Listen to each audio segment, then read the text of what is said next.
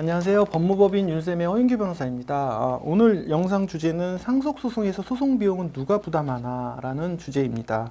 저희가 이제 소송을 수행하면서 여러 가지 이제 궁금해 하시는 부분도 많고, 소송의 핵심 내용에 대해서 이제 설명도 많이 드리지만, 마지막에는 항상 이제 상속소송 비용을 생각을 안 하실 수 없으니까 이 부분에 대해서 이제 그때그때 설명은 드리는데요.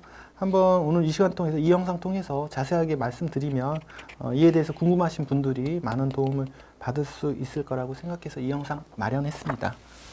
소송 비용의 부담은 비단 그 상속소송에만 국한된 게 아니라 민사소송법 98조의 원칙적인 규정이 이제 있습니다. 한마디로 말해서 패소자 부담의 원칙, 진 사람이 이제 소송 비용 부담하라는 내용이죠. 민사소송법 99조, 그 다음에 100조에 나와 있는데요. 이 패소자 부담 원칙의 예외라고 해가지고 승소자가 권리 행사에 필요하지 않은 행위로 인한 비용, 승소자의 소송 지연으로 인한 비용 이런 거는 물어주지 말아라고 나와 있긴 한데요. 실무상에서 이걸 입증해서 적용되는 경우는 많이 못 봤습니다.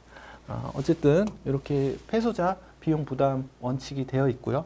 그러면 그 패소자가 부담하는 소송 비용의 종류를 한번 쭉 나열을 했습니다. 법에 이제 나와 있는 것이고요. 뭐 인지액, 서기료 또 뭐 여기에 대한 뭐 일당 여비 증인 등의 법원 서기의 뭐 일당 여비, 감정 통역에 관련된 비용 뭐 요런 여기까지 송달료까지 요 마지막까지는 일반적으로 100% 요까지 항목은 들어간 비용 100% 다 패소자가 부담을 하게 됩니다. 그런데 가장 많이 발생하는 변호사 비용, 상대방의 변호사 비용에 대해서는 어쨌든 비용 부담을 하라고 명령은 나오긴 하지만 100% 부담을 하는 건 아니고요. 그 변호사 보수의 소송 비용 산입에 관한 규칙에서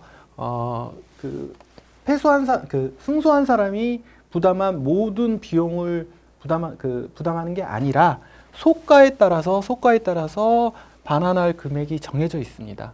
예를 들면 원고가 청구한 금액이 2천만 원이었다면 10%만 배상하라는 얘기입니다. 즉 원고가 2천만 원을 청구해서 전부 승소를 했고 그 변호사 비용으로 뭐 300만 원을 썼다라고 하면 300만 원을 다 피고가 부담하는 게 아니라 그 중에 10% 200만 원이겠죠. 예. 200만 원만 부담하고 100만 원은 배상을 못 받게 되는 것이죠. 그래서 이렇게 소가가 2천만 원일 때는 200만 원일 거고요. 5천만 원일 때는 440만 원. 1억일 때는 740만 원. 이 표를 잘 보시면 1억 5천만 원일 때는 940만 원. 2억 원일 때는 1040만 원. 5억 원일 때는 1340만 원. 이렇게 늘어나긴 늘어납니다. 근데 이 금액을 잘 보시면 소가와 반환받을 수 있는 비용이 정비례가 아니고요. 이렇게 되는 걸 보실 수가 있죠. 네. 그래서 이 표는 저희 인터넷이나 이런 데 이제 상당히 많이 공개가 돼 있으니까요. 내가 소송을 해가지고 이겼을 때 변호사 비용을 어떻게 받을 수 있는지는 이 표만 잘 분석해 보시면 다 계산이 되신다고 보시면 될 것 같습니다.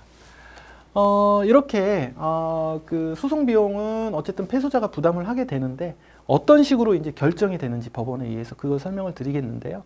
일반적으로 원고가 피고를 상대로 소송을 제기하고 판결문이 나오게 되면 원래 본안에 대해서 결정이 나고 마지막에 한 줄 정도 소송 비용도 어떻게 부담하라는 결정이 나옵니다. 보통은 뭐 소송 비용은 원고가 부담한다. 소송 비용은 피고가 부담한다. 패소자 전부 있을 때 이렇게 나오기도 하지만 일부 패소, 일부 승소인 경우에는 그 분수로 좀 표현이 많이 됩니다. 예를 들어서 소송 비용 중 3분의 1은 원고가, 소송 비용 중 3분의 2는 피고가 이런 식으로 이제 결정이 돼서 비용을 어떻게 부담하라는 비율이나 이런 것들은 결정이 되지만 결정적으로 얼마를 누구한테 주라는 결정은 나오지가 않습니다. 그래서 최종적으로 판결이 선고되고 확정이 되면 별도로 소송비용 확정 결정 절차를 거쳐야 되고요.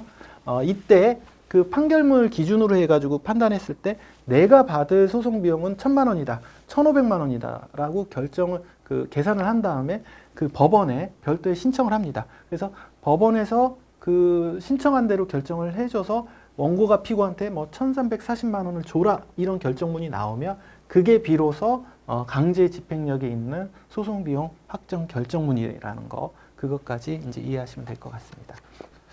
그리고 그래서 이제 이런 기준을 가지고 상속소송의 경우에는 이제 구체적으로 어떻게 되느냐 마지막 정리하고 넘어가겠습니다. 일단 상속소송은 크게 이제 두 가지 소송이 있죠. 유류분 소송과 상속재산 분할 심판이 이제 대표적인 상속소송 중에 하나인데요. 유류분 소송은 일반 민사소송의 경우와 동일합니다. 그래서 지금까지 설명드린 패소자 부담 원칙 적용시키고 소송비용 확정 신청에 의해서 비용까지 확정하는 절차가 그대로 이제 적용이 됩니다. 그래서 유류분 소송에서 원고가 승소하게 되면 상대방한테 그 피고한테 소송비용을 받아낼 수가 있죠. 그런데 상속재산 분할 심판은 좀 다릅니다. 이거는 가정법원 관할이고 소송이 아니라 비송입니다.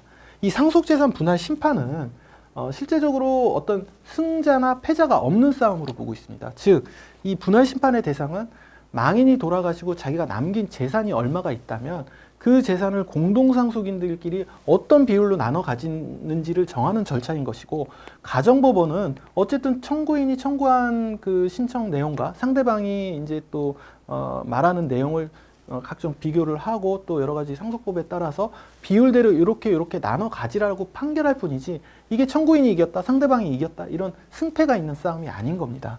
그래서 결국은 유류분 소송과 달리 상속재산 분할 심판에서는 대부분 각자 부담 판결이 나옵니다. 즉 각자가 부담한 그 변호사 비용은 각자 책임져라, 뭐 이런 내용이죠. 그런데 감정 비용은 좀 예외가 많습니다. 모든 그 상속소송에서 감정은 필수 절차입니다. 특히 부동산이 있는 경우에는. 근데 이런 감정 비용이 적게는 뭐 100만 원, 200만 원 나오기도 하지만 많으면 몇 천까지 나오는 경우도 있거든요. 그러면 이 비용을 누가 내느냐? 먼저 청구한 사람이 예납이라는 걸 합니다. 누군가는 내야 되는데 청구한 사람이 내라, 내가지고 뭐 1,000만 원을 냈다라고 한다면 마지막에 결정할 때는 결국 판사님들은 상속 비율, 가져가는 재산 비율대로 감정 비용은 나눠 가지라고 판단하는 경우가 많습니다. 그래서 변호사 비용이나 이런 것들은 각자 부담이지만 감정 비용은 나중에 이제 판결 비율대로 해가지고 내가 1,000만 원을 먼저 냈다 하더라도 뭐 500만 원을 상대방한테 1,000원 다시 받을 수 있다든지 이렇게 공정하게 분배가 되고 있습니다.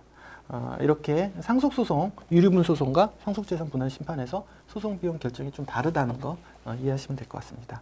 저희 법무법인 율셈은 그 상속소송에 이제 전문되어 있고 특화되어 있습니다. 뭐 이런 소송 비용뿐만 아니라 기타 여러 가지 상속과 관련돼서 어려움을 겪고 계시다면은 언제든지 법무법인 율셈으로 연락 주시면 감사하겠습니다. 고맙습니다.